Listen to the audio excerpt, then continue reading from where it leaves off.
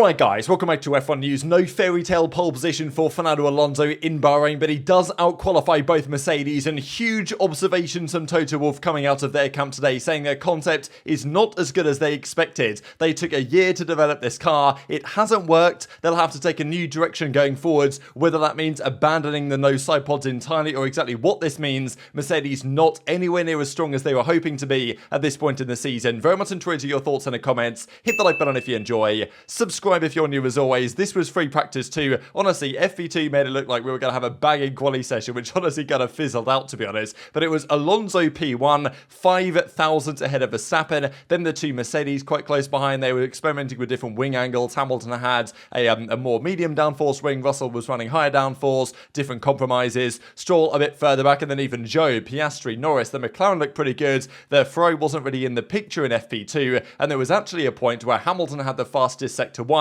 Verstappen fastest sector 2, Alonso fastest sector 3, which was very exciting for the prospect of qualifying. Turns out it was rather underwhelming in the end, and as I say, Mercedes still weren't sure coming into quali what they were going to do. Eventually they said, yeah, okay, we'll use the lower or the medium downforce rear wing for both Russell and Hamilton, which makes them less of a sitting duck in a straight line. Obviously some compromises through the corners. Verstappen wasn't also having the perfect time during FP2, was like, yes, struggling for grip a bit out here, and in terms of team rankings and qualifying over the last several years, this is what it's looked like, and Mercedes going from 1-2, 1-2 from the last several years, third last year, have now the fourth fastest car. And what a turnaround from Aston Martin, right? Okay, when they had the pink Mercedes in 2020, they were third in Bahrain quali, but last year, Aston Martin had the slowest car in qualifying last year in Bahrain. What a turnaround for them. Yes, it wasn't the fairy tale that I was hoping would happen, and Alonso get the pole position. Doesn't look like they're quite there, but even Mike Crack said after qualifying that they reckon their race pace is very good,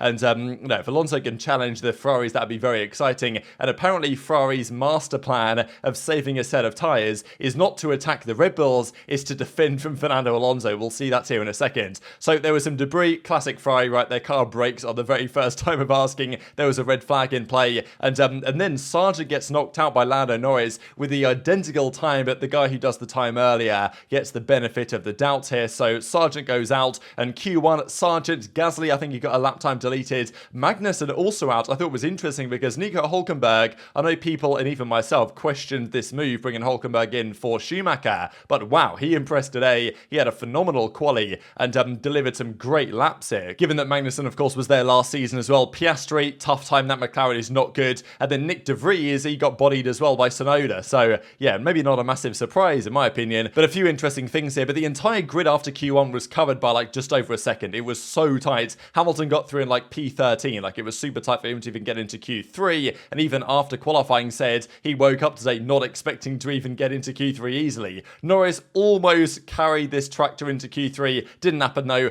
Bottas, Zhou, Tsunoda, Albon, so good work from Williams actually to get through at least one car into Q2, so good stuff from them. And then Q3 was weird. The guys came out to do their laps and they went back to the garage, no one really did anything, and then Charles Leclerc got out of the car and it looked like he stormed off, to be honest, after doing one lap, because Ferrari decided not to send him out again. We thought maybe there was a mechanical issue for him, but no, they just decided we're not going to be able to beat the Red Bulls on one lap pace. Let's save a set of soft tyres for the race to presumably start on, right, the soft tyres at the start of tomorrow's race. I thought, okay, their plan is to attack Verstappen, but apparently it's more so to defend from Fernando Alonso, because by allowing Perez to get P2, which they effectively did by not sending Leclerc out again, he could have maybe got pole right on that brand new set of tyres. Like Toto Wolff says, maybe there's a couple of tenths in it, going right at the end of the session on a brand new set. So, interesting stuff, but Ferrari decided, another master plan from them for the very first race of the season, and Charles says, yeah, look, the race pace is behind the Red Bulls, we're better starting off third with the new tyres, and in the end, these were the qualifying results. So Verstappen gets pole, Perez did push him without the final sector, which was a bit sketchy for Perez.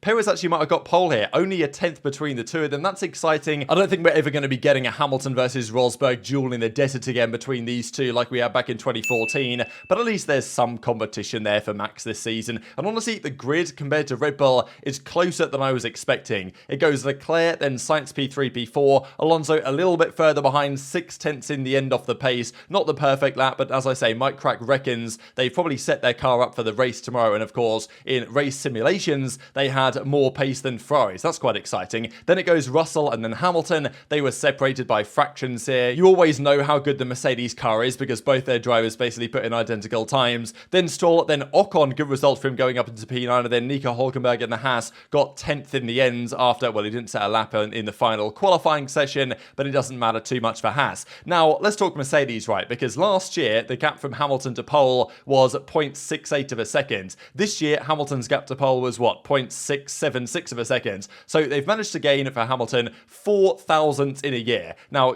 for Russell, it was a little bit quicker, but right, last year they were 7 tenths off. This year they're 6 tenths off. It's not exactly great for Mercedes, right? Now, Toto Wolff said in his interview with Sky immediately after qualifying, it isn't as bad as they thought. He says the gap isn't ridiculous. He reckons both of their laps weren't perfect, and they probably had another 1/10.5 in each of their laps. So he reckons, okay, maybe that 6 tenths is 5 tenths or 4 tenths. And then he says, well, maybe there's the extra advantage for using the set of tyres that they didn't have towards the ends. If they'd have gone right at the end, brand new set, they might have been 4 tenths off, I think is where, Wolff thinks they might be in terms of 1 lap pace. Which, look, if they're 4 tenths off with those caveats, it's not the end of the world for Mercedes. I said going into this race, if they can be within half a second, they probably won't be too dissatisfied. But Toto Wolff is dissatisfied. This was another element of the comments he made here. We continue to develop the concept thinking we could land it and fight for pole position, but that wasn't the case today. So it's very interesting the terminology coming from Mercedes. Toto Wolff said in this interview that, yeah, we continue to develop this concept thinking like we'd be in a position to challenge for pole today. Not the case. They were obviously a way off, and they haven't really fallen back, I don't think. It's just Aston Martin, a customer team, don't forget. And you guys were mentioning in the comments below yesterday, like, this is straight up embarrassing for Mercedes, right? The fact that a customer team is as fast, if not faster than them in the hands of Fernando Alonso, given the fact that they supply the engine, they supply the gearbox, they supply the rear suspension. Like, it's just embarrassing for Mercedes that they're getting bodied by Alonso. Okay, not bodied, but you know what I mean. In race pace, the numbers look very much in favour of Alonso compared to the Mercedes, and that's the scary thing for them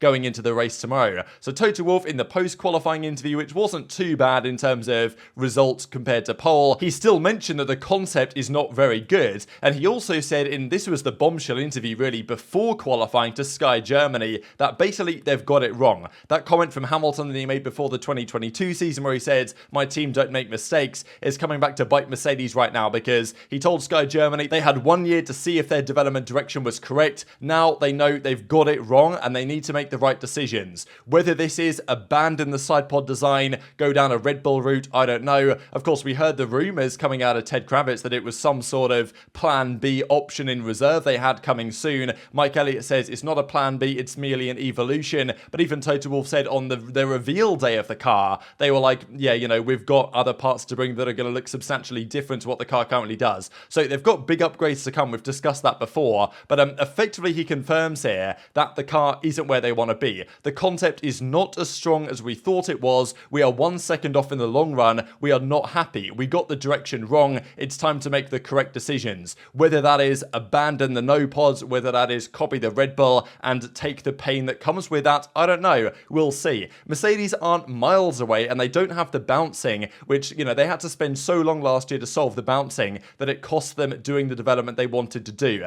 But, are they going to be in position, how far back they are now, to challenge for the championship? Seems a bit of a stretch unless their Baku upgrade is absolutely monstrous. And even if that is the case, Toto Wolff saying that the base concept is just not right. Do they abandon this year already, which I'm sure they won't do, but do they think, what, maybe it's worth just, finding out what next year's design is going to be rather than focusing so much on this year with what they now seem to believe is straight up a flawed concept. Whether that refers to the side pods, whether that refers to the floor, other elements, I don't know, but there's certain parts of this car, even in terms of tyre warm-up, the long run pace isn't so good. There's many elements that have either carried over from last year that they're not happy with, right? And also Toto Wolff said, well, Lewis Hamilton, obviously we're going to get him his 8th world title, but and we've got another 4 years to do that at least, because Alonso's 41 or whatever, so Hamilton's got another 4 years to get to Alonso's point, and that's probably fair enough. But obviously that comment implies that he's not going to get him it this year, right? He's like, well, we've got another 4 years to get Hamilton his 8th title, so it's probably not going to be this year.